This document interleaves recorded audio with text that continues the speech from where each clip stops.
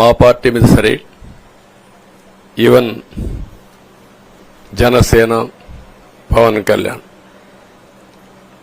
ఆయనకు కూడా స్వేచ్ఛ లేదు. ఎక్కడైనా సరే విశాఖపట్నానికి వెళితే ఉన్న పళంగా విశాఖపట్నం నుంచి వెకేట్ చేయాలని తిరిగి, అంటే నగర బహిష్కరణ, ఒక నాయకుడిని నగర బహిష్కరణ చేస్తే కారణం చెప్పకుండా ఇంకా వేరే వాళ్ళ కథ ఏముంటుందో మనం ఆలోచించుకోవాల్సిన అవసరం ఉంది.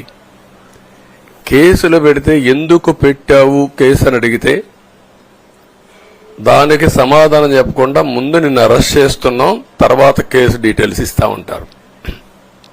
ఇలాంటి చాలా జరిగాయి.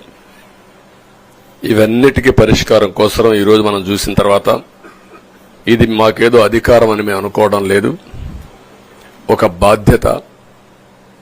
మేము పాలకులమే కాదు,